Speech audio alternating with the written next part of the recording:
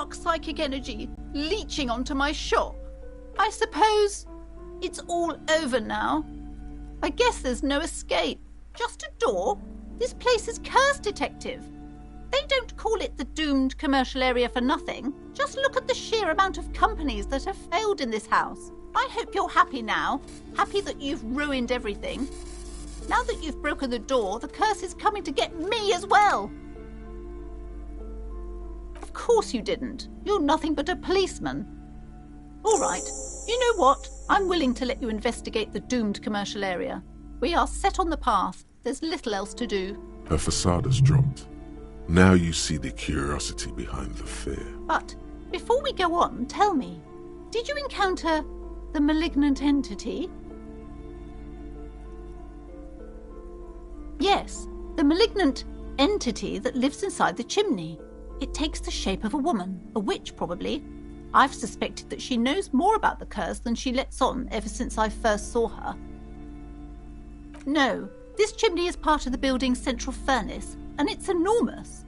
She has barricaded herself behind some metal security curtains. God knows what she's doing there. Some unnatural magic, I assume. You should go find the entity and ask what happened to all the companies in the building. And do return to me after you've talked to it. I'm quite anxious to know what she has to say about the curse.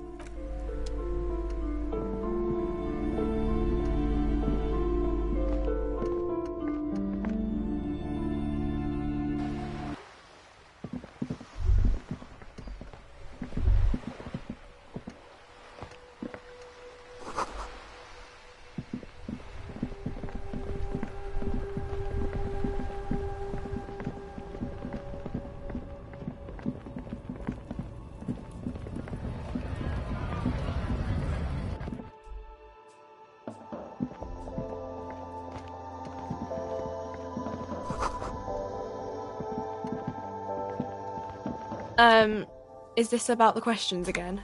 Because I don't really know anything. A warehouse? I don't know. Maybe. I don't really care what for it does. She scrunches up her face into an expression. A small cabinet on the wall is filled with various medicine bottles, nasal sprays, and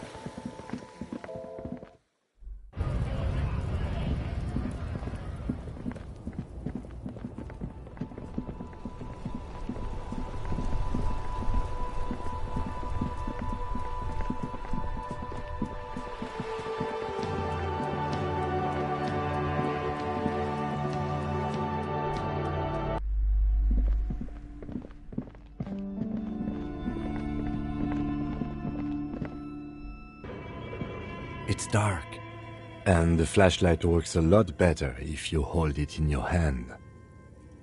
Right, now let's get to it. Some areas are in...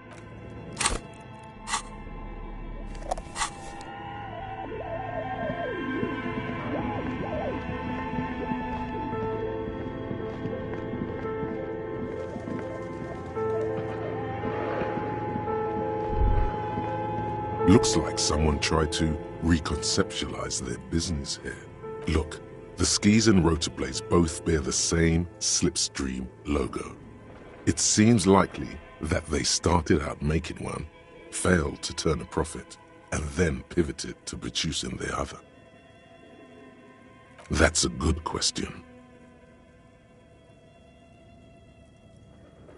Reality is ruthless.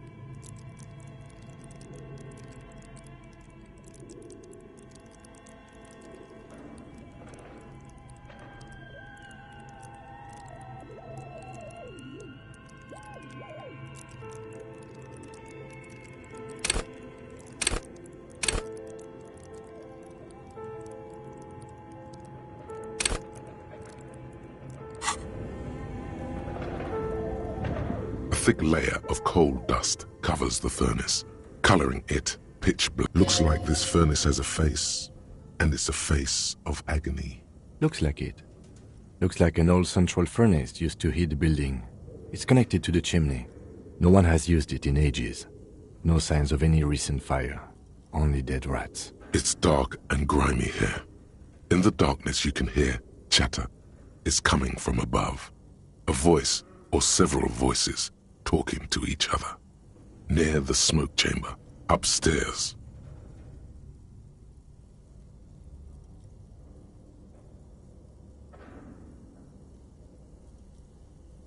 What are you doing?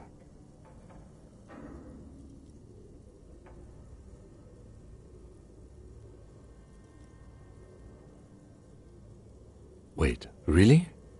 We should investigate, see if someone's upstairs. A lush layer of coal now covers your skin, sinking into the wrinkles. Your hands look ancient. Maybe you could paint something with this coal.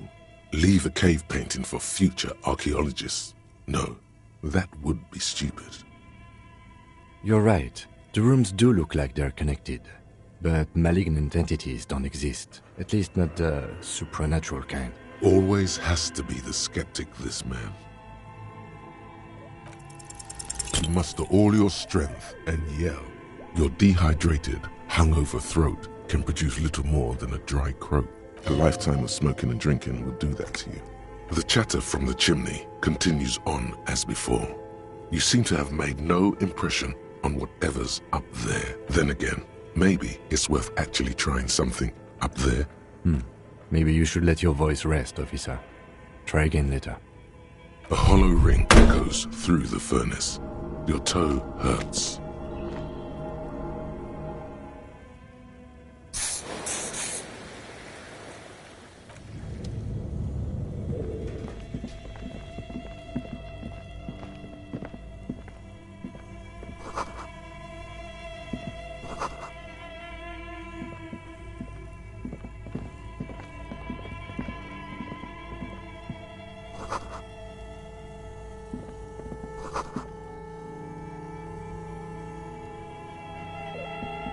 A few bricks have fallen off, revealing a compartment behind the wall. It's too dark to see in. There is, yes. And there also appears to be something inside the hole. Interesting. Do you want to take a look? Your hand reaches deep into darkness and spiderwebs. Rummaging around, you find rusty rifles hidden away. Are these any good? Most of them are rusty and inoperable, like the rest. But one catches your eye. A bolt-action model with a fine wood stock, in better cosmetic order than the others. That's a rare sight. Seems to no longer be functional, but still a beautiful thing in its own way. Seems like an old bunker from the revolutionary period. Look at all those rifles. Must be an old weapons cache. It means there are firearms, albeit inoperable, still lying around in Martinez. It's an interesting coincidence, I would say. Might come in useful in the future. He likes this find.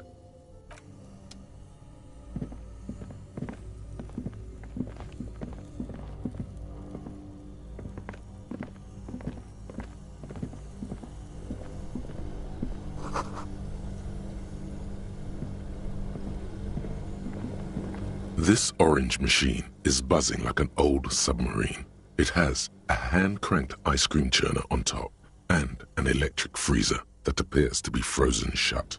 Turning the crank feels oddly satisfying, like stirring your childhood dreams.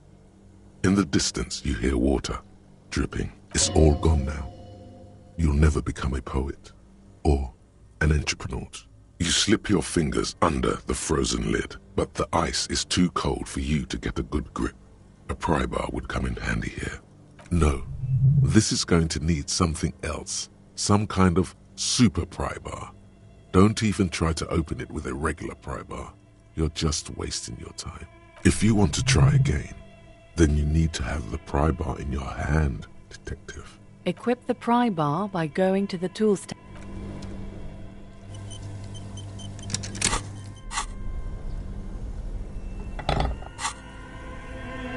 This orange machine is buzzing like an old submarine. It has a hand-cranked ice cream churner on top and an electric freezer that appears to... The ice squeaks beneath the pry bar. You think you've got the bar jammed in there pretty well, but the lid simply won't budge. You see the pry bar's metal handle bending right before your very eyes. Yeah, well, that's a good pry bar. I'm not criticizing it, but this ice cream maker is frozen shut. It takes an advanced tool to get it open. I have no idea, officer. This ice cream maker isn't important enough to requisition a special tool. Sooner or later, you will stumble upon a tool mighty enough. Then we will know what's in this mysterious ice cream maker.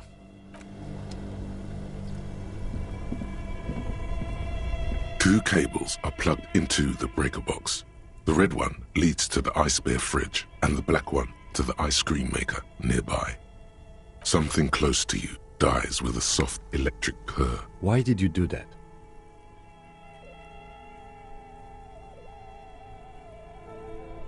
The lieutenant raises his brows, but doesn't say anything. An electric sizzle. The room is slightly quieter now.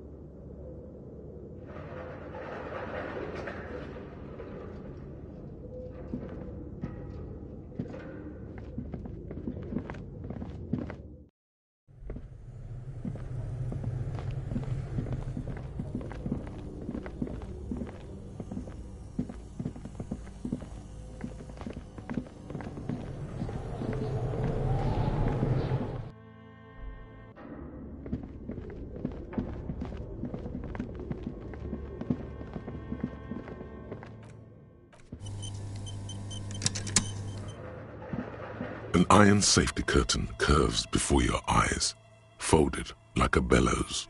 It covers half the room, blocking the way into a colossal industrial chimney. This must be where the entity lives. This is directly above the central furnace in the cellar. The voices probably came from here. Again, your voice becomes a raspy croak mid-sentence. It's silent in the abandoned office building. No one answers you. A sudden bout of self-pity comes over you. Sire, may we suggest something? Think of the yelling into the furnace as a grand performance. Use your chest voice, not your head voice. Sing from the diaphragm. Perhaps it's not such a bad idea. Try it again, son.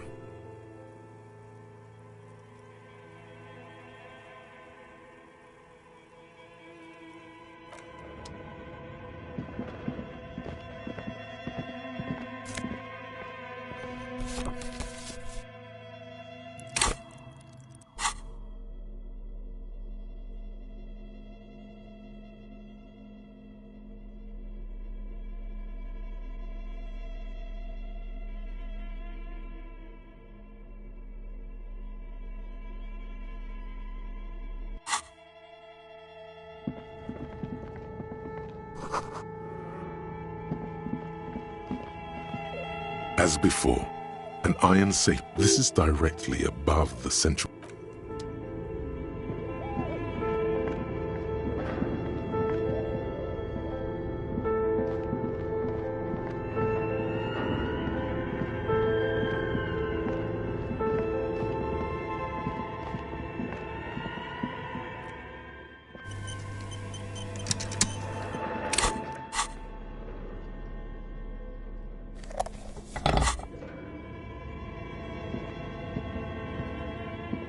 The barbell waits patiently on the floor, like a dog for its master.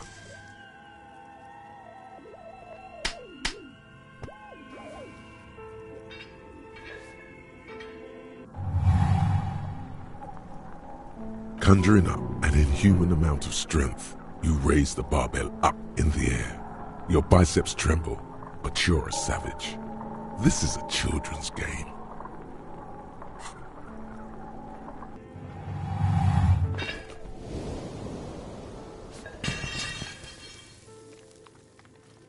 A warm wave of accomplishment washes over your head as you drop the barbell to the floor.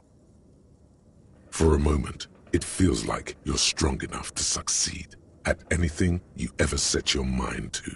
Hey, but you're still in a ghost house. What if someone heard this? What if they know you're here?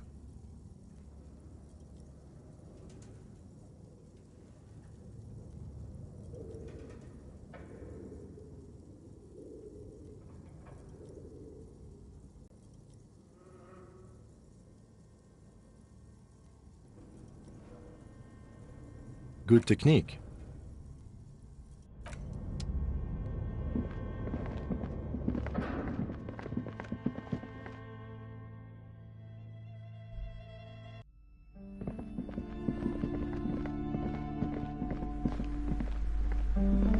What have you found?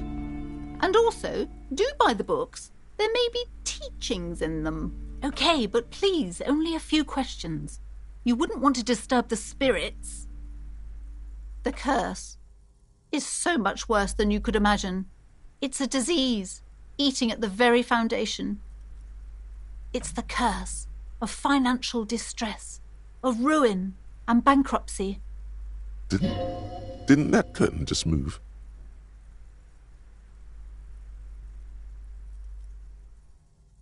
It's not just that, officer. We're dealing with something supernatural here. It's the cacodemons feeding off bad business practices and disappointing income statements. There's something wrong with this building, I can tell you. Ever since I arrived, I've sensed an eerie lingering presence, as if I was unwanted here. Sounds familiar. Truly so? Perhaps the dark energies are leeching off you. You shouldn't stay in the store too long. It may be dangerous. It's not good to talk about the curse, not in detail. The negativism, it's dangerous. Talking about the void wraiths angers them. Wow. Void raves. You have new words. Yes, I've contacted numerous parapsychologists and even a pair of Simonese mediators. They provided me with the wards. The wards help to keep the doom at bay and protect us against the darkness that lies further in the building, even though now I fear it's not enough. Oh, this? No, it's a special Himian amulet, blessed by desert pygmy shamans, with a spell of compulsion. It's to compel people to buy books. There are numerous spells cast throughout the store. I had the books anointed with a different inducement spell, for example. It's guaranteed to boost sales 15%. Desert pygmy shamans. That sounds like a rather questionable way to describe a group of people. Yes, the Simonese are very crafty and their wards are extremely powerful. Lesser wards simply won't do here. The woman before you scans the store.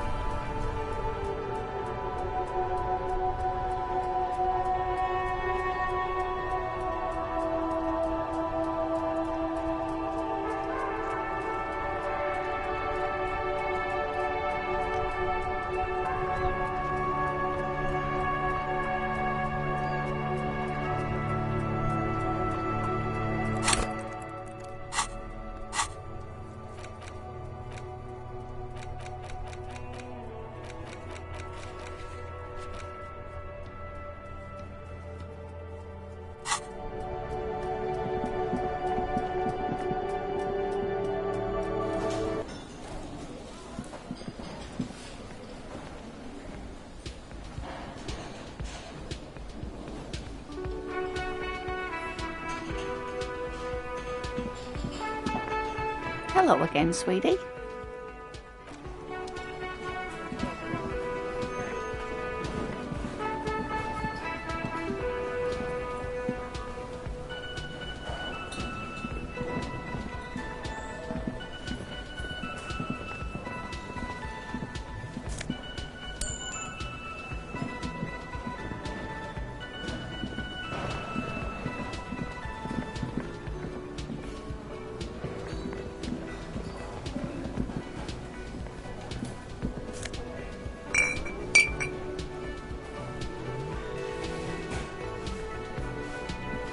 Can I help you? Yes. Have you got it? Yes.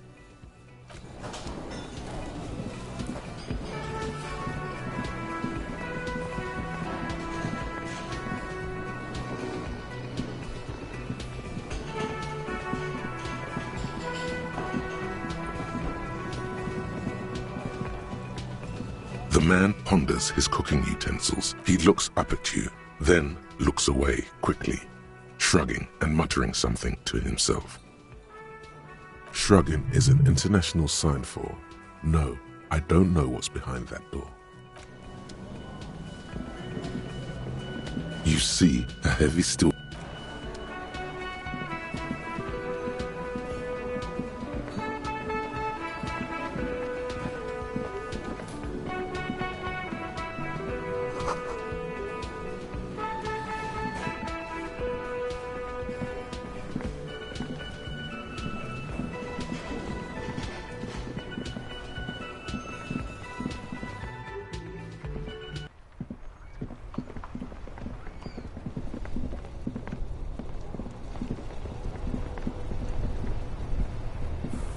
Hello again, my man. What's on your mind?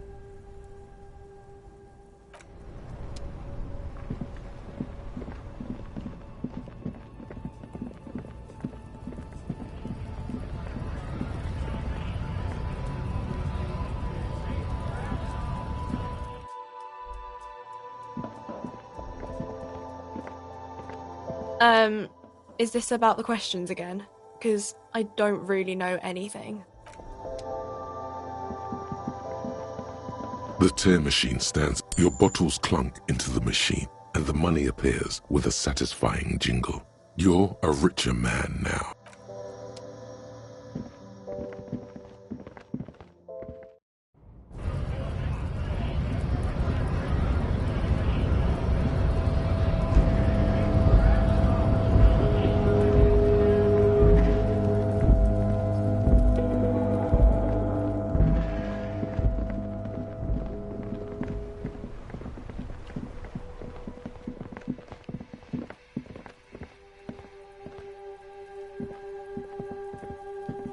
The tracks are as they have ever been, a bit more worn perhaps. Fortunately, the street sweeper still hasn't noticed their presence. You are correct. Somehow that makes you feel I'm not sure. There are plenty. you could follow.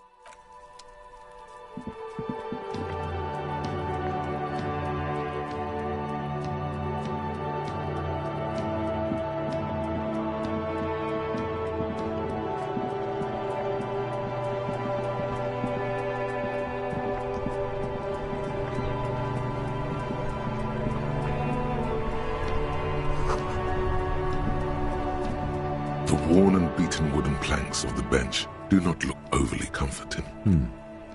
We can sit on benches after we've solved the murder. Let's go. You can revisit the bench if you ever need to pass the time when Lieutenant Kitsuragi is gone.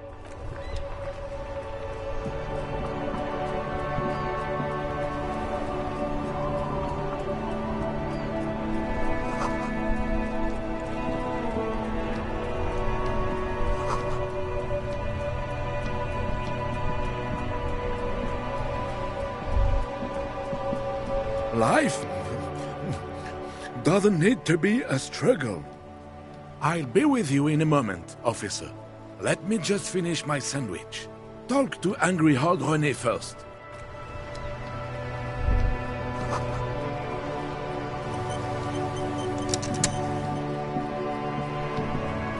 Have you no shame?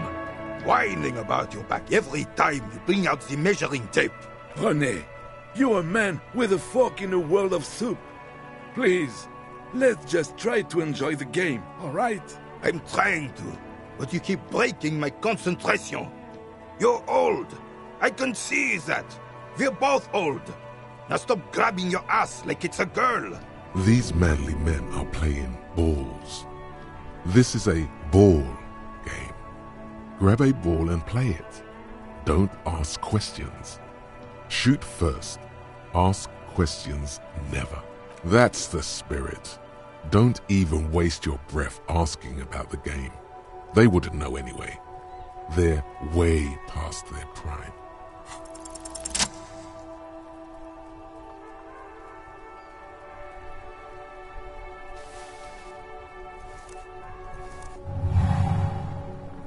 You are immediately surprised by the ball's lack of weight. No matter, you'll make it work. The cold metal ball is surprisingly smooth against your neck. It has a pattern on it, probably a sponsored ball. Yours would only be covered with bumps of learning and scars of victory. Already your muscles are adjusting to the weight, the nervous system calibrating, until you and the ball have merged into a single entity. The man ball is ready. A chilly breeze ruffles your hair as you stand there, feet firmly planted. All sounds, smells, even the wind, everything fades until the only thing left is the union of man and ball. An embodiment of pure motion, a fine-tuned locomotor running at maximum efficiency. Some would still say you're a cop, but I guess we're beyond that now.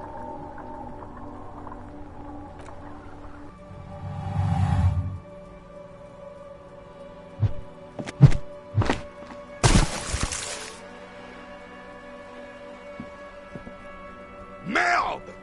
Bordel de merde! A whorehouse of shit? It wasn't whorehouse of shit. The shot was at least 23 meters, probably 24, and then some. Nothing to be embarrassed about. What the hell is your problem?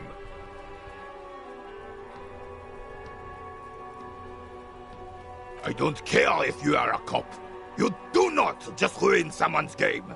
It's so goddamn disrespectful. You vandalized our game, son. We can't play pétanque with 5 bull. No, you don't. Our pétanque game is ruined. We want our bull back. Take it easy, René. This is just a misunderstanding, isn't it, officer? No harm done. Of course there's harm done, you orange slug. You owe us a goddamn bull. Will this... No, it will goddamn not. Thank you, officer. This is really something. Honestly, I think it's better than our old bull, even.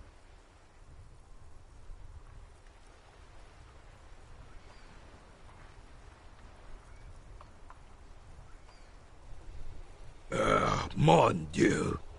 All right, fine. What do you want, officer? Yes, why did you come here? It's unlikely they know anything about the murder. You never know. He might know something. This is a good vantage point. Unfortunately, I don't. Unlike most of the locals, I have no qualms about assisting law enforcement. But this affair has passed me by completely. In Martinez, the union is the law. So can you really blame them? Cop is a pejorative term. I don't have a problem with policemen. On the contrary, I admire the effort to bring order to our streets. He doesn't know about the crime. Your time is better spent discussing politics. I'm confident they are indispensable in regard to all the paperwork and other administrative duties.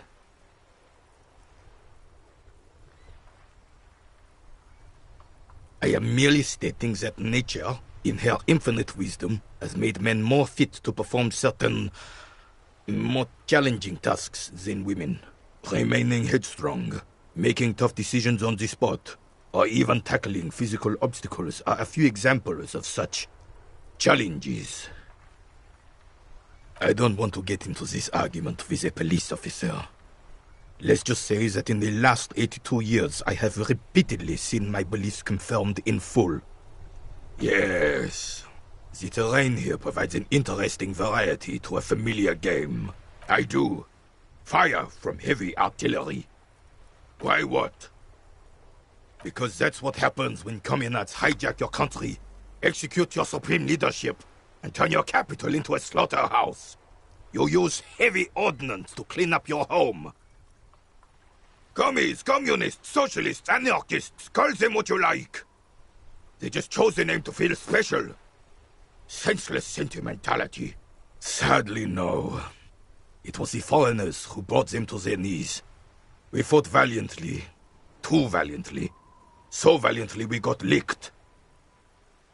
Should have fought dirty, like they did with their suicide sex cult propaganda and mad anarchist women strapped to shrapnel bombs. We didn't though, and we lacked caliber. God bless him, but the suzerain's cannons simply weren't big enough. It was probably a bit more complicated than that. This place is a damn beachhead, son. They didn't do it because they didn't like it. They had to soften the commies up first. Yes, the military coordinated amphibious landing to take back Revachol. Martinez was used as one of the 3 footholds in Revachol during Operation Deathblow in 08. The other 2 are off in Stella Maris and the Delta. This here is Blood Ground, where coalition boots first made landfall and cleaned those rabid dogs out. Most likely, we're playing pétanque on their mangled corpses. Blood ground. You got old René going there. Like he isn't hungry enough already.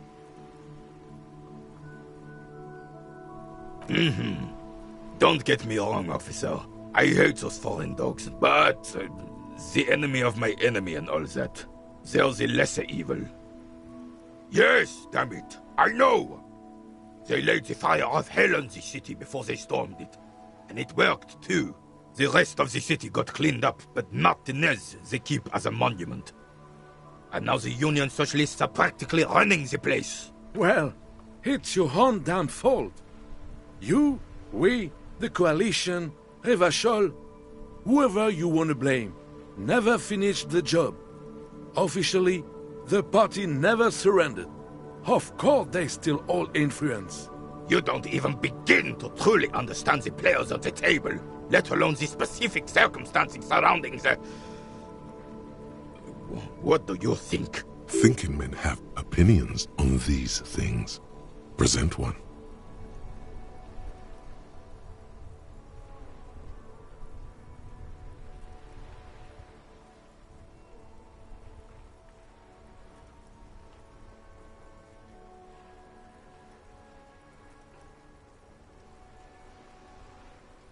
Preposterous! Surely you don't mean it. I'm just sorry it had to be them. After 8 years of fighting those commie hyenas, boiling cats for food and drinking my piss in the mountains, I would have preferred if the Right Honorable King Guillaume returned through Revachol. Or even if that damn clan Frisel had risen from the grave and led us. Sadly, that was not the case. This royal failure weighs heavily on him. Instead, all that is just, holy, and beautiful in the world was wiped away, and now it's neon signs with toothpaste ads everywhere. Foreign influence peddling garbage and stupid music on the radio. This is just what the commies wanted. This was their plan all along.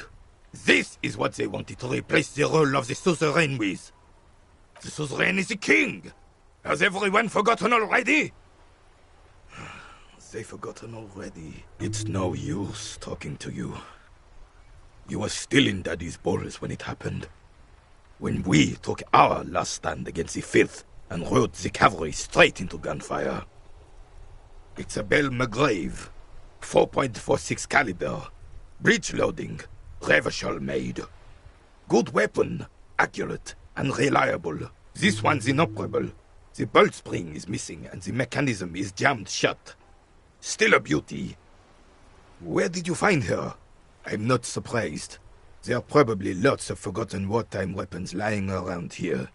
Back in the day, everyone had something stashed away. As for the rifle, I don't know what else to tell you. These BM-446s are an antique. No one uses them anymore. The ammunition is impossible to find.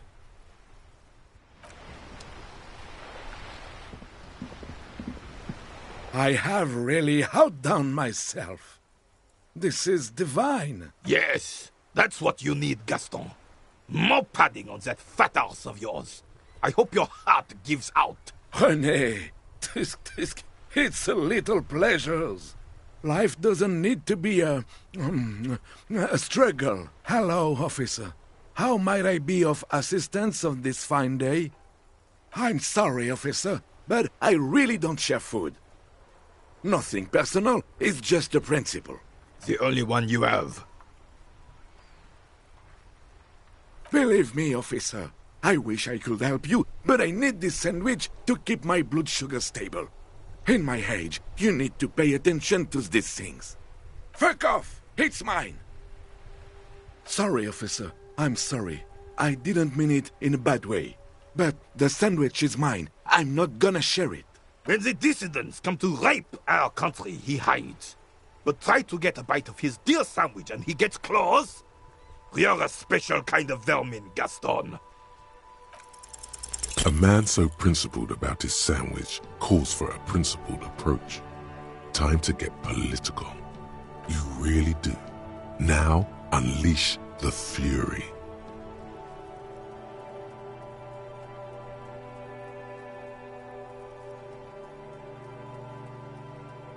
What?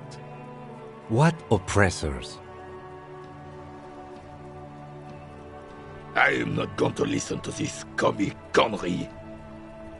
Huh?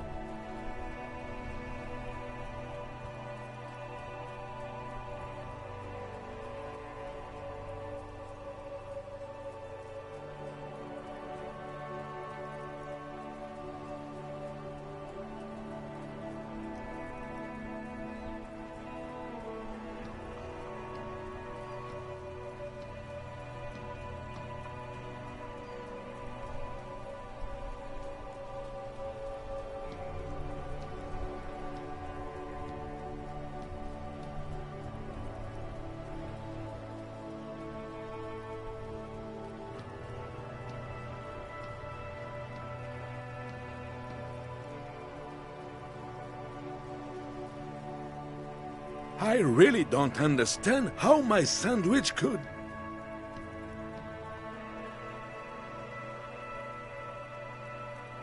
I would rather just have this one, officer.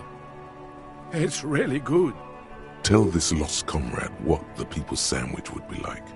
Distill the essence of the working man in a sandwich.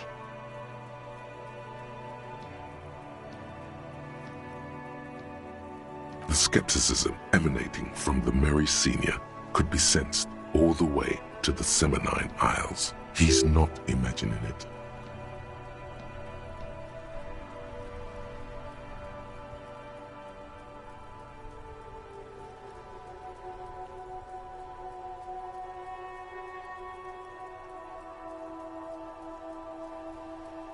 No, everything would fall off. Look, officer, I'm not a miner. I like different tasty food. Fine dining, not cold. Please, just drop it. Let me think. I heard someone was hanged and left on a tree for a week. But that's all I know, really. No, officers, I'm sorry. And I really would like to assist. You are both good guys. I can see that. Then help them, you wimp. You have plenty of shoulder with the gauche caviar in the Union. Someone must know something. He means caviar socialists. I wish I could, but I just don't know anything. I always keep my nose clean and don't gossip. Everyone knows and respects that. Odd. He doesn't seem to be lying, but there's something off here. I'm not even anyone. Of course he's holding back. His mouth is so full of Union prick he can't even speak properly. Can I at least finish my fucking sentence before you piss on it? Is that okay, René? I'm not anyone important in the Union. I just know Evrard. Everyone in Martinez knows the Clare brothers. I taught these boys human studies and history in the gymnasium. What do you know about history? You never witnessed history. Only heard about it years later, when it had already moved on. You don't know history. The old soldier mumbles something under his breath and turns to face the sea. There he stands, proud, rigid and alone, like a cracking marble stack. Let's try not to get caught in a crossfire. Lest we leave riddled with bullet holes. This animosity is ancient. Oh, in many ways, yes. Like an honorary member. I attend meetings and parties, help with little things. Evrard, Edgar, and the older debarders all know me. Oh, yes. Not in the technical sense. I don't have a vote or a membership card, but Evrard keeps me on the payroll, just for the little things. So that's what it was before. Him hiding something. He tries to make it look like he's a big deal in the Union, and now the illusion is disintegrating before your and Renee's eyes. He doesn't know anything, because no one tells him anything. He's an outsider. Of course he's not a member. He's not a member of anything. I knew that. He's a Weservein. Turns to where the wind blows and tries to look important. I hate this socialist rabble. But even siding with them is better than living your entire life on the fence. Never committing to anything. Pick a damn side already. Writing work mostly. Occasionally, he needs something written, and I happen to have a way with words, people say.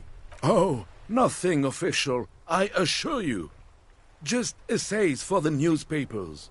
About Martinez and how things are and how they could be. Evrard and I have these long talks where he tells his little penman exactly what to say. It's commie propaganda, plain and simple. You should be ashamed of yourself. I don't even consider myself a regular socialist. Politics is not really something I involve myself in, officer. I prefer highly adaptable myself. Have a better ring to hit, don't you think? Oh, mon Dieu. No, thank you. For being consummate professionals. You'll have this case wrapped up in no time.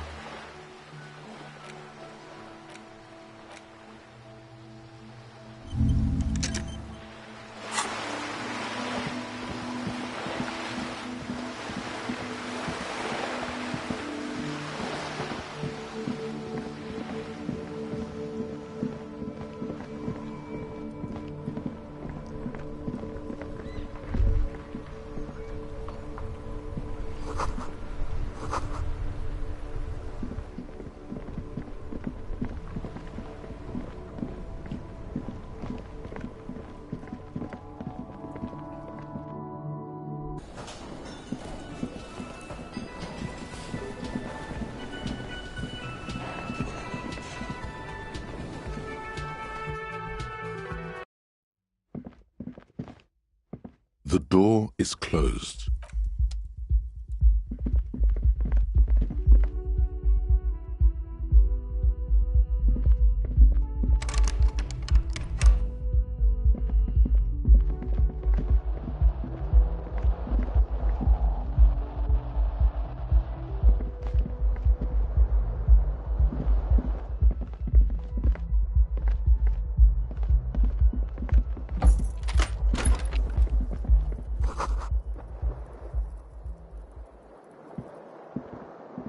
bed is cold and not particularly inviting, but it's yours.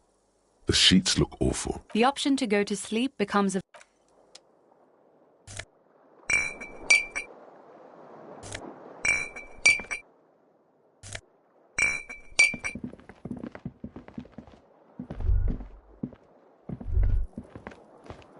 Kim also tries not to look at the pile of taped viscera on the carpet, or the weird suitcase on the hat rack, or the potted plant dying in the corner. But it's all just too morbid to ignore.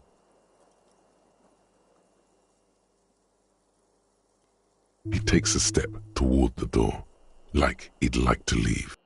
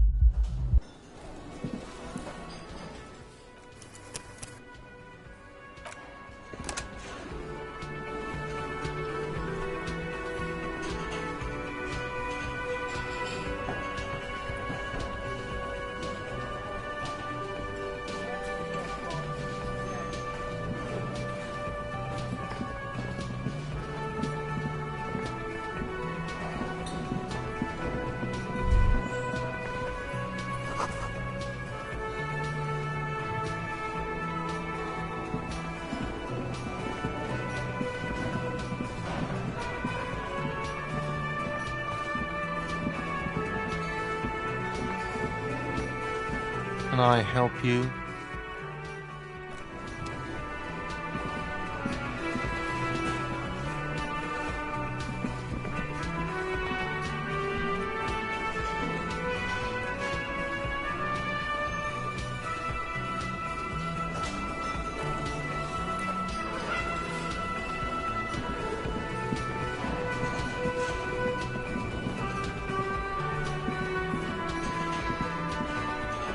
The worker is in a deep slumber.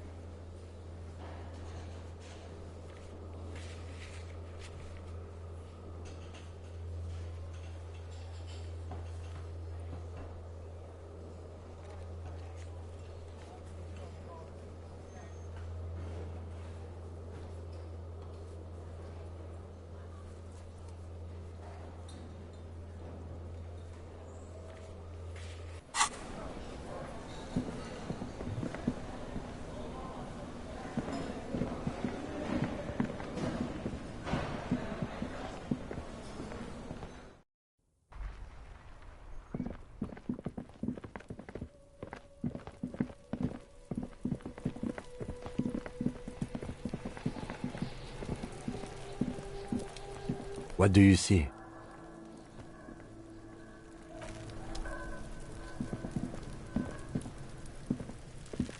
There he still is, looking right through you with his white eyes.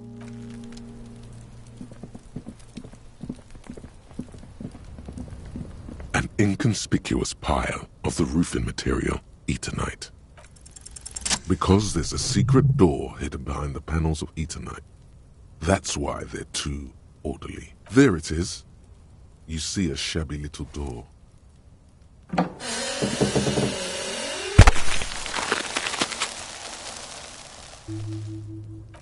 What is this then? A tool shed? Let's investigate.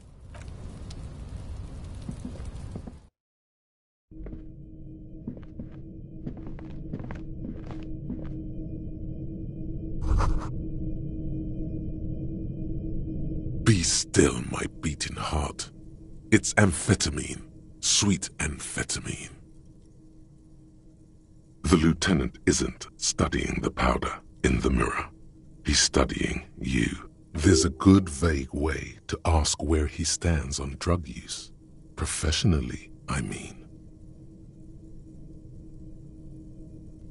Perhaps not. This is below our pay grade, detective. However, see that ladder there? It's probably another way into the industrial harbor, no? A secret path the local kids use.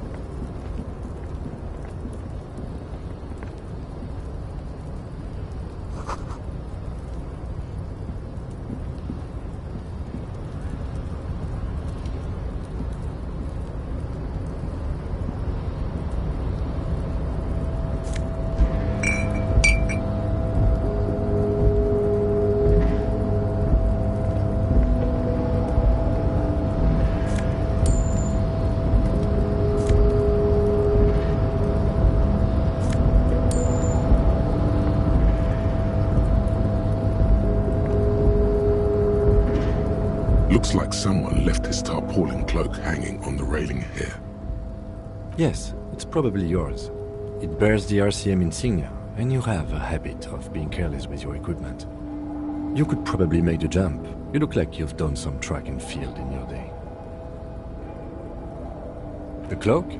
I do think it's yours, yes. As to whether you should go for it? Well, it doesn't seem too dangerous. 2 meter stops. Whenever you're ready to do it, I'll be right behind you. The cloak looks like a bag of goodies floating in the wind. Who knows what its pockets may hide?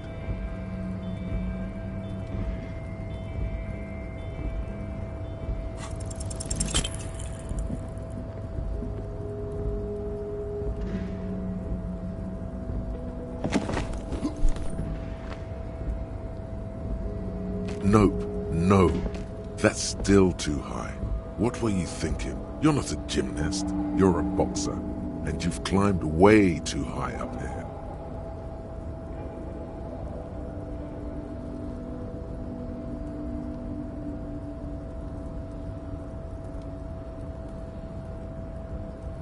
You could have died there. Shit, shit, shit, shit. I'm failing you. This wasn't part of our deal. Hey! What happened?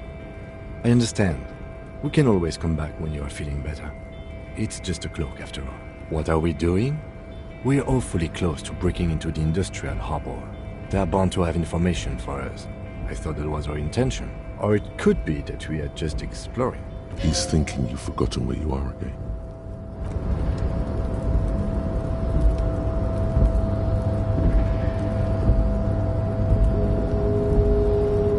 Yes?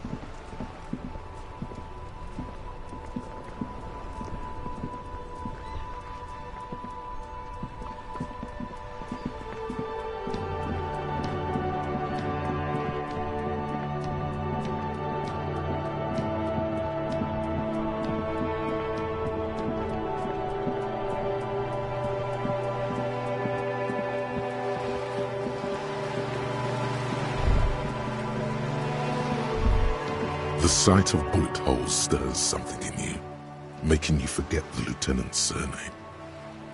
Where? There? Those are old. These bullets were fired during the Revolution, over half a century ago. They do not warrant investigation. Not much. I don't have a fresh perspective on it. Shall we go?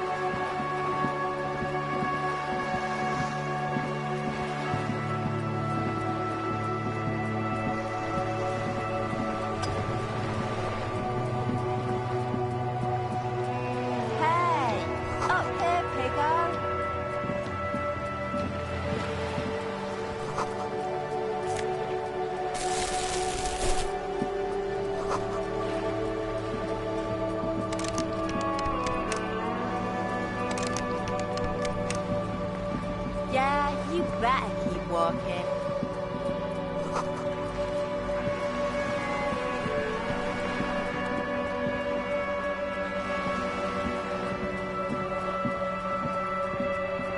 The streets will flow red once more. A great torrent rushing down Rue de Esperance. You wait and see. The streets will not flow red with anything. Who are you? I'm Cindy the fucking Skull. What else do you want to know? Date of birth, blood type, the last time I was tested for Hep C. Go where? Accosting a miner? Listen to your partner, pig man. Keep your grubby hooves off little old ladies. The lieutenant furrows his brow at another one of your eccentricisms.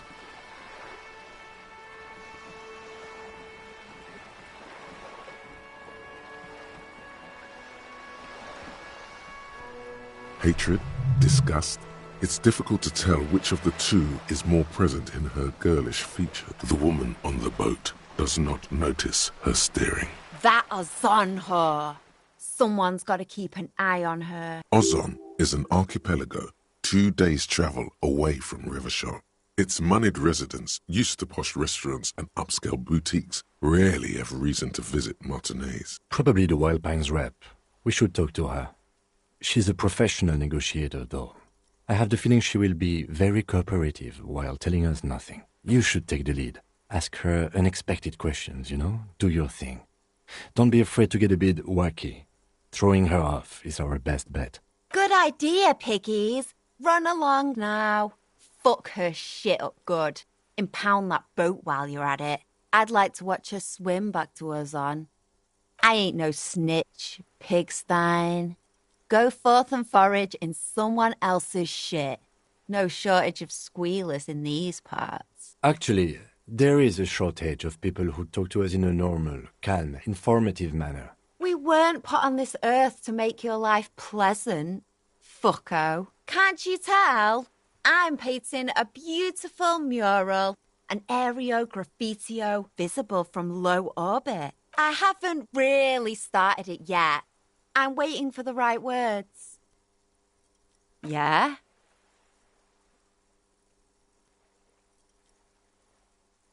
Let's be realistic. What are you going to do? Climb up there?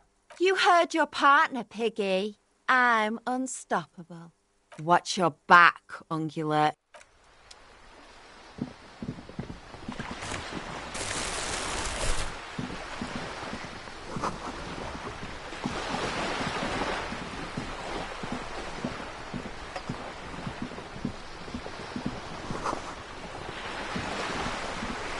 A striking woman leans against the cabin top of her sailing boat, smiling as you approach. Her green raincoat glistens with droplets. A silk scarf is tied around her throat. Good evening, officers. I'm Joyce. Joyce L. Messier. I represent the board of Wild Pines, the owners of the harbour. You gentlemen must be from the RCM. Nothing, honestly. I've said it to every drunk in town, and you're the first one who's responded. Relax. She meant it in jest. Beaton, my maiden name. I'm glad to see you here. Like steel. There is strength there. If she wanted, she could sink her nails deep into your skin. I was dispatched to handle a strike, not a lynching. Anything I can do to assist the RCM in this matter, I will. Glad. That is good to hear, madame. My colleague will take the lead on this interview. I should let you know that he is recovering from an unusual medical episode. Very unusual. But I can assure you of his ultimate competency. There's a trace of irony in his voice. Mischief, even. This is a tactic. How interesting. I wish you a swift recovery. In the meanwhile, you have my full cooperation, and the full cooperation of the Wild Pines group. Is what you want to say, but it isn't that easy, is it? Look at that lady. Take a gander. Squint your eyes, bub. A well-kempt, yet tastefully short bob of dark hair. Despite the first hints of grey, she's elected to keep it au naturel, shaped into a permanent wave. Late 40s style, positively statuesque, while dull orange pearls hang from her earlobes, red from the cold. Her light green eyes scan you, full of knowledge and worry. Wealth and all its possibilities. These are the kind eyes of the rich man that seem to say everything is possible, within reason. Now look at you, you misery-clad simian, barely able to tie your own laces. Your armpits are lakes. A scythe of booze precedes you. Your hair sticks to your forehead, and your underwear feels uncomfortable. You're poor, poor as balls. You can't ask this person for money. You're too...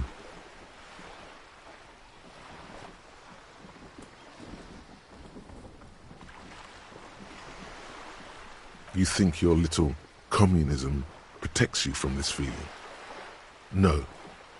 The more demeaning it is to grovel at her feet. As I was saying, if there's any way I may be of assistance, please don't hesitate to ask. Voila, you're doing it. Ah, yes, of course. I'm sad to hear that. How much do you need? She's surprisingly nonchalant about this. Could it be that she somehow knows more about your predicament than she's letting on? That's a good sum. Not too small, not fantastically large. She removes a few notes and hands them to you. The paper is cold and oily to the touch. So, I hope I didn't just bribe you, officer. It may not be technically illegal under the Emergency Act, but still. You're right, ma'am, that donations are permitted under the Emergency Act, unseemly as it may be, as long as they are properly logged with the precinct.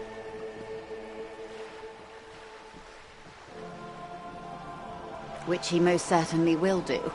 Now, how else can I help the RCM today, besides supplementing its salaries? Quite a few things, I'm afraid. The information I'm to share with you includes sensitive trade secrets. For the sake of my employer, I have to ask for your names and badge numbers.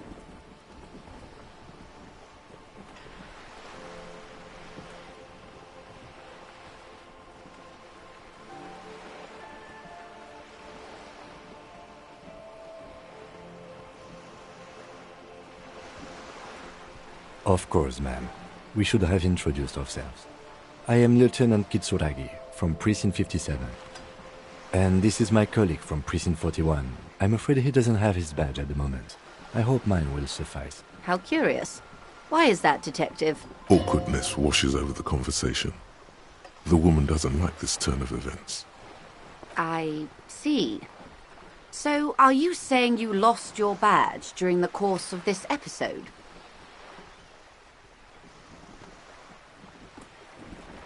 I can't hear you, darling. Speak up, please. Oh, dear. Some kind of encephalopathic amnesia. I don't even know how to respond. I do believe you, naive as that may sound. I simply can't imagine what you gain by faking such a condition. As I said, ma'am, his technique may be very unconventional, but he is an officer of the RCM. Of course, I sympathize. But I'm afraid I simply can't share anything more until I've seen that badge. Hang on. She's a professional negotiator. She should be open to some sort of mutually beneficial arrangement. Feelings will guide the way. I assure you, it is no small matter for me either. We all share the responsibility for disarming this situation. I hope you have a badge for me as soon as possible. She's silent. The wind flaps the sail above her. Officer.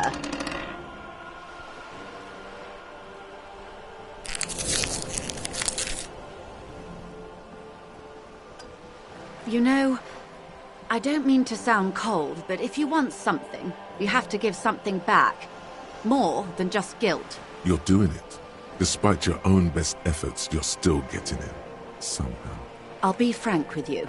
If I'm going to break protocol, I need to be able to justify it to my superiors. They're going to want to see something tangible. The Union is conducting drug trade out of the harbour. It's an open secret in Martinez. Surely it must not come as a complete surprise to the RCM either. Perhaps it's time to look into it. Or you can find your badge, which honestly seems like a lost cause. Detective, a word in private before we continue. Volumetric ship compressor. Bizarre scientific news from Revachol West today, where a police officer's shit has been observed at a pressure of around 495 gigadecimals. These metallic hydrogen levels of shit togetherness were thought to exist only at the center of collapsing stars, not law officials. It remains to be seen how long the shit's singularity lasts.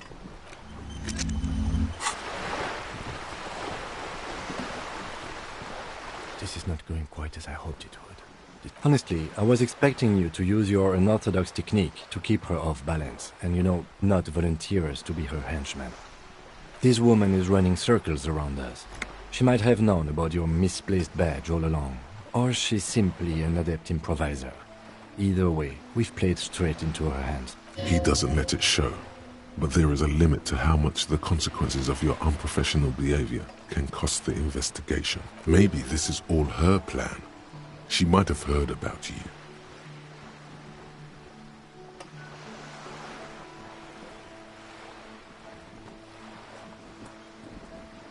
No. If there is reasonable suspicion, we must investigate. Otherwise, she could claim we are siding with the Union, or that we are on their take. We'd never hear the end of it. What I propose is, we ask her, then we investigate, briefly. But do not share the outcome of this investigation with her. We tell her it's done, and demand for her information on the lynching. I'm sure you will, Detective.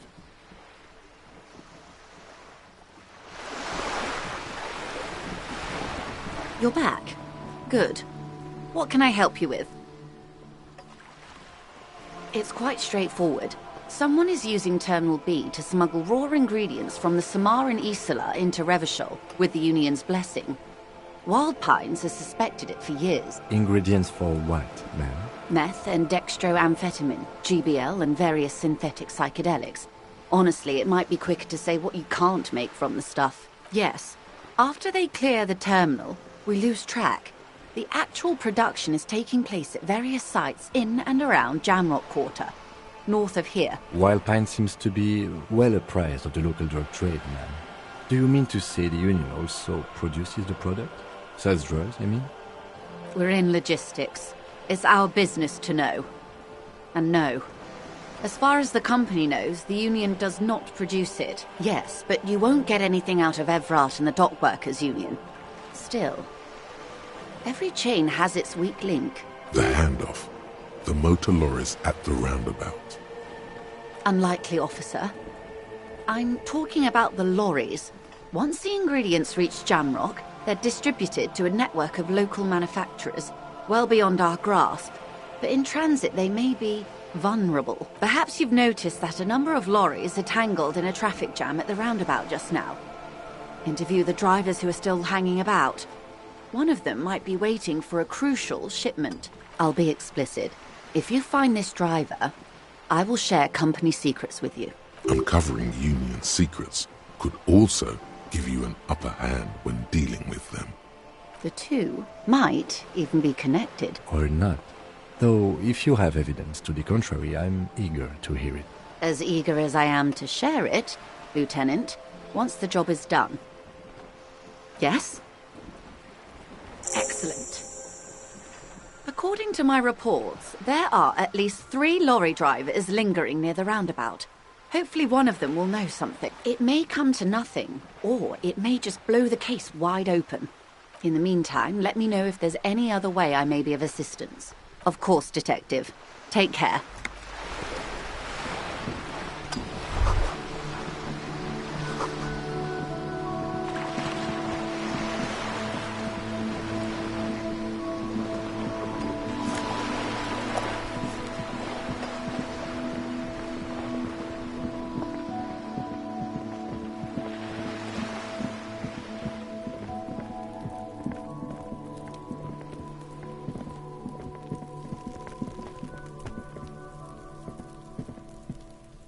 Trying to sneak up on me?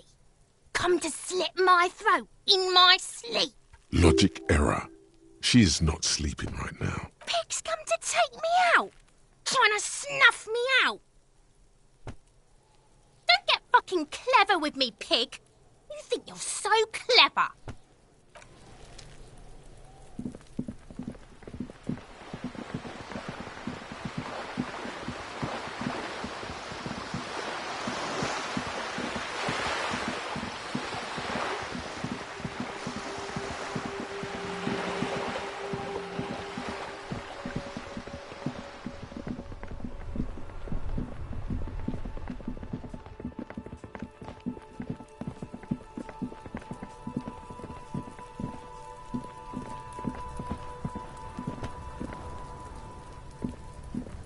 There he still is, looking right through you. As you breathe in, the odor comes over you. It's a spell of the mind telling you to run, and your stomach to wring itself empty. With your hands at your sides and your eyes squinting, you stand in it. The man before you is naked, but for a pair of underpants and enameled boots. His skin is greenish, marbled with decaying veins, and blotched by lividity. A fading web of tattoos covers his chest and shoulders. The cargo belt used to fasten him to the branch above appears industrial in strength. The material appears to be ceramic. Its clean white stands in stark contrast to the decaying flesh above the knee. The man wore thick polymer socks, probably for padding.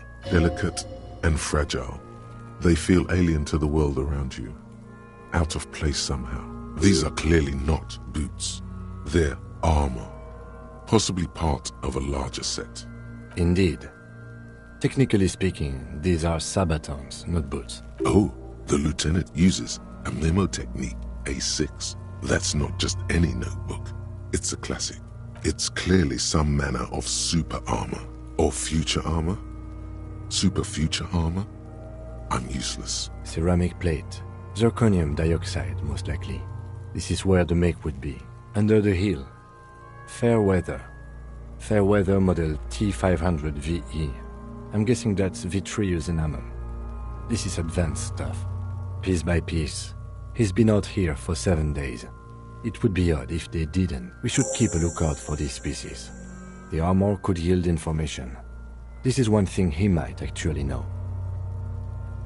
The sabatons dangle off the man's decaying form. Ageless and synthetic. This feels dangerous. Are you sure? The stench fills your nostrils. As you push downward, an ominous creaking sound comes from above. Stop! Pig's gonna pull his head off. Brutal! You're about to pull his head off. Do it, homo! Stop obsessing about your sexuality, officer. You are about to seriously compromise the coroner's case. Indeed. From this angle, it does look like the neck isn't going to take much more. Being dead for a week has all but liquefied his muscles. What are you trying to achieve anyway? Why are you hanging on to that boot?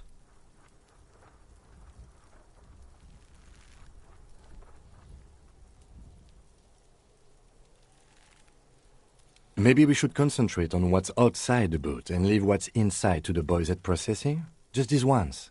Besides, there's no way you're getting them off. All the organic matter in his body has been flowing down into the boots. They are fused to his feet now. Why do you think the locals haven't scavenged them yet? You're sure there's a way to peel them off, but first the body needs to be down.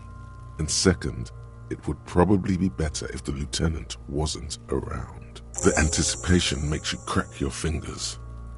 Feels nice. Nice and cracky. Processing will take care of them. With the situation in the morgue, it will yield nothing. The cadaver slowly twists on the cargo belt.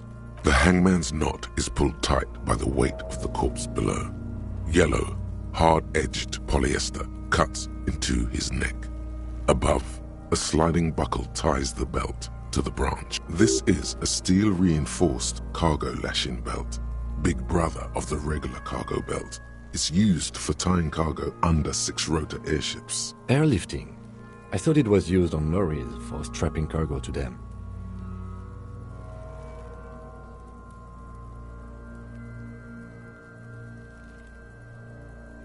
The local harbor uses 6 rotors to shuffle containers around.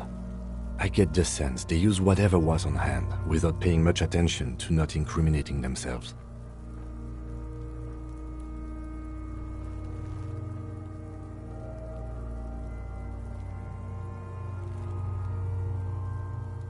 I'm still approaching this as a lynching, yes, motivated by the ongoing strike.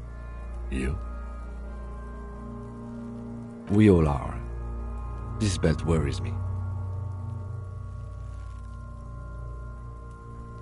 I was afraid it would be. Thin steel wiring, parallel strands. This makes getting him down more problematic than I had assumed. A noose is one of those things that's easier to use one way around. That ladder can't carry a grown man. I didn't see any splintering either, did you? I think they lassoed the branch, then pulled on the belt to close the buckle. Could be. The shape of the branch supports the theory. The cadaver hangs from the cargo. An intricate web of blue lines stretches across the torso, from the right shoulder to the solar plexus. Each time they intersect, a small white star is formed in their crossing. Hundreds of fading asterisks riddle his skin. Their concentration is highest around his heart. His corpse is marked by stars, alcohol, and heartbreak.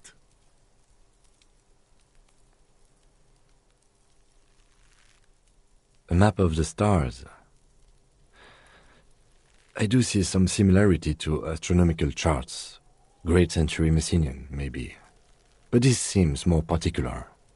Customized somehow. As if someone left out most of the night sky, filtering it through personal choice.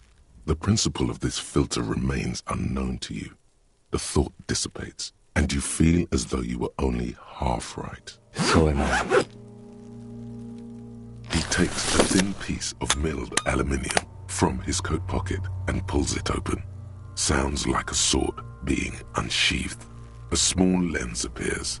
Some sort of camera. Shit, Kuno! What the fuck is that? An instant color camera. I have only 2 ampoules, so nobody move. I don't want to waste one. A sound, a shrill flash, followed by the breaking of a small ampoule of glass. You see streams of color pour onto the thick, glossy piece of paper, rolling out. In case we need it. Yes, it is pretty cool, isn't it? There is only one ampoule left. Use it wisely. It contains insight to the victim's person. By his build, I'd say this was a man of physical violence. The story he wanted his body to tell was important to him. It is his letter, to us. Someone should decipher it. We'll need to show it around. Sure, just don't lose it. The glassy-eyed corpse looks by, his mouth mute and his skin as colorful as the chemical rainbow on his eyes are milky white and blind to the world, protruding comically from their sockets. There is no one home, just subaquatic terrors. Dark brown hair grows on his head. His face is ready to explode from the organic processes inside. The death's head grin has passed. What remains is an unrecognizable mess. The corpse is dead silent. You have no idea why you just said that. Who is he? He is male, 40 to 50, with an athletic build. The corpse looks right through you as you distance yourself from its stench, eyes like a shark. As you narrow your eyes, the monster before you blurs into a violent mess of green and pink. This is a trick. You've done it before. Pink is where the blood settled in the first hours post-mortem. You can use it to see if the corpse has been tampered with. Does his position at the time of death match the discoloration?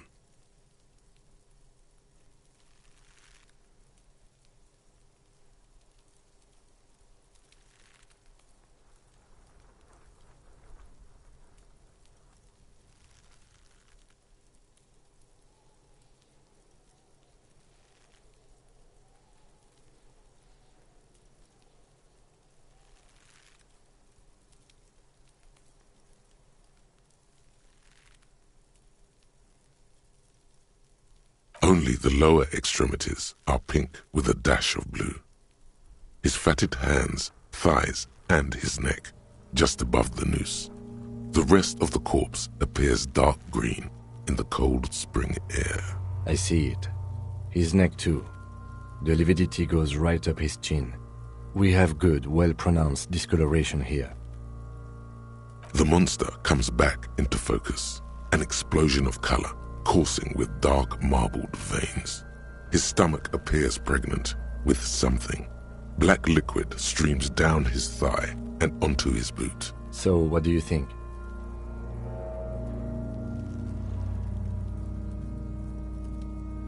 Agreed, especially on the neck.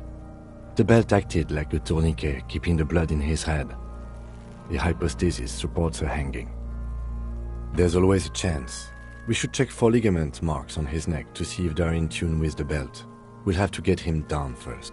A pool of blood and feces has eaten into the frozen mud below the man's feet. Purge liquid is dripping into it, drop by drop. The victim appears to have contained no more than half a kilogram of digestion at the time of death.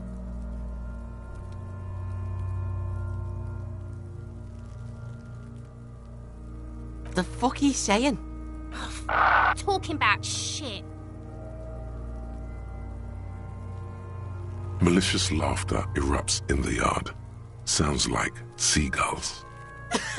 Big's head is a... The lieutenant's face is made of stone. I agree. His personality is no longer a part of the world. Totally dead.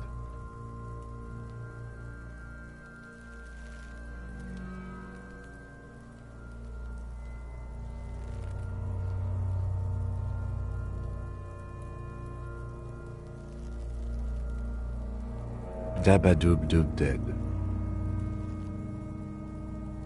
I do. Most of them are post-mortem. Maybe even all of them. The delinquents have made our jobs harder with their little sport. Stop talking in riddles, coin slot. He means you fucked him up good, Kuno. Fucked him up brutal-like. But there is no breath to catch. Only the cadaver filling the air and your nostrils. He slowly rotates before you, decomposing. Are you sure we finished the preliminary examination of the cadaver? We might miss some of these things once he's done.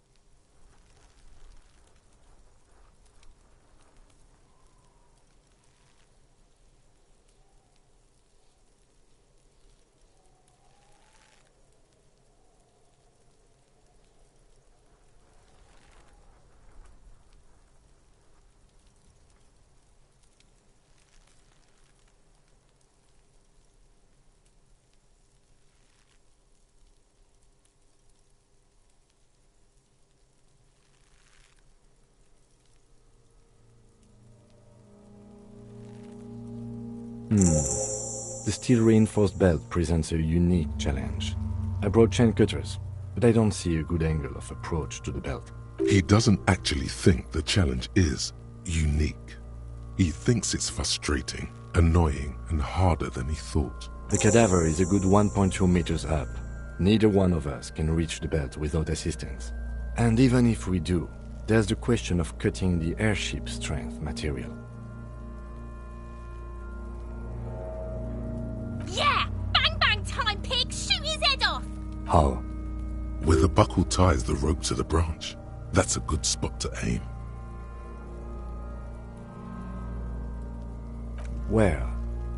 Ah, yes, I see.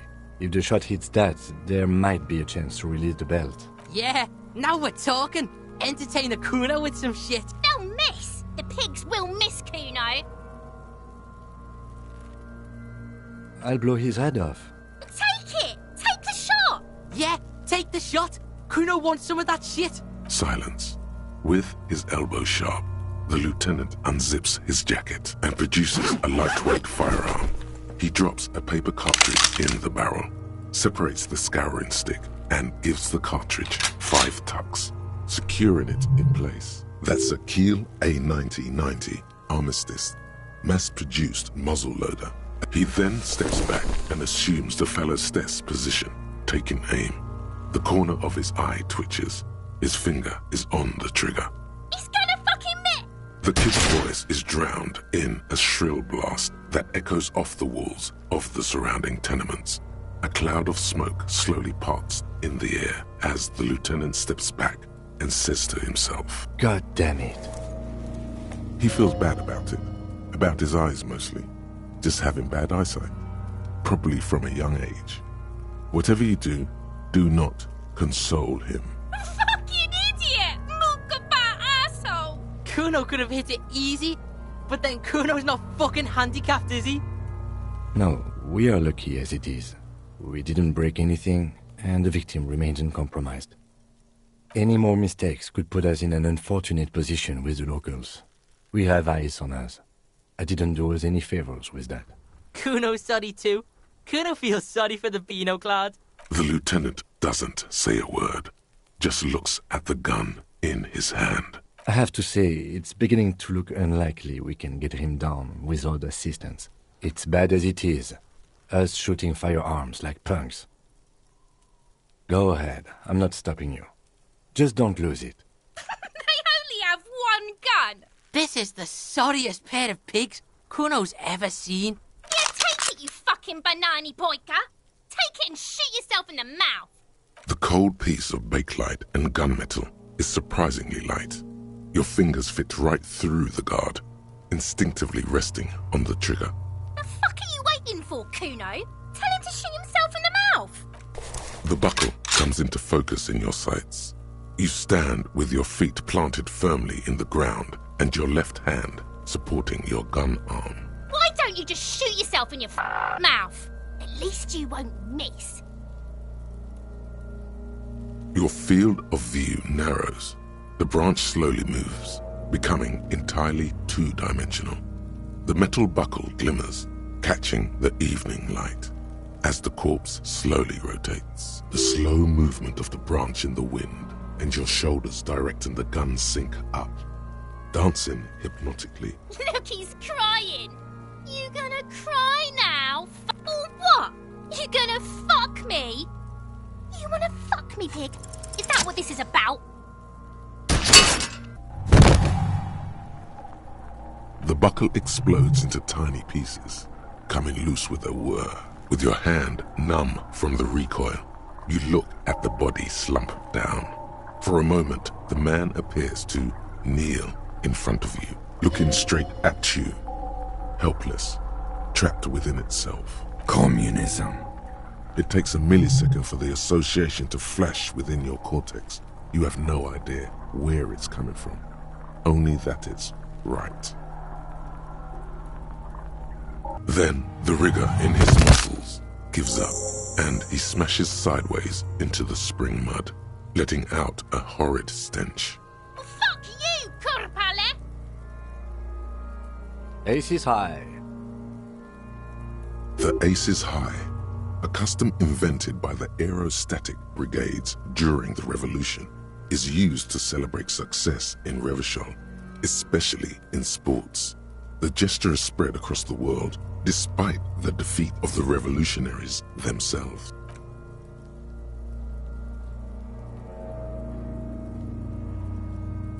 The lieutenant takes a little hop to perform the customary salutation. I knew these guys were Kuno cracks with laughter. Sounds like someone strangling a seagull. It's clear he enjoys himself.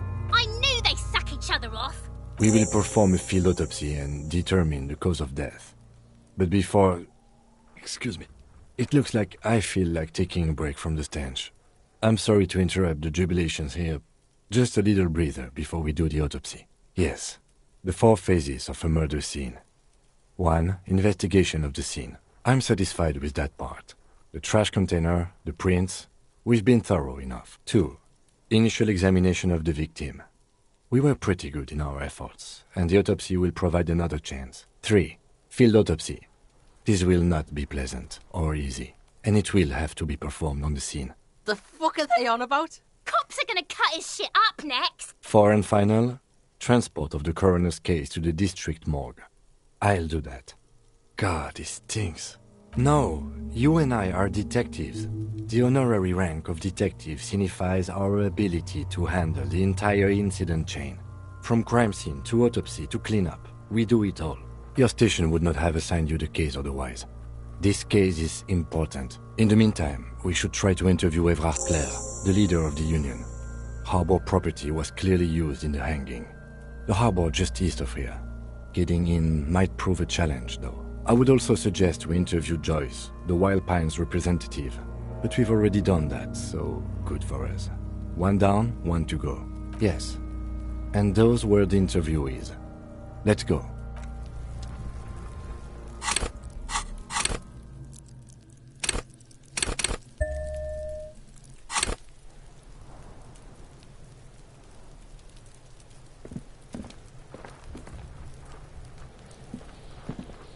The rotting man lies. The lieutenant adjusts his glasses. Come on, officer. You know what a field autopsy is. You've done 100 of them. What you do know is, at 18.9 kilometers... I hope we do. It's getting real...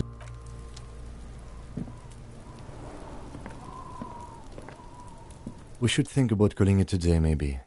The nights are still miserably cold this time of year.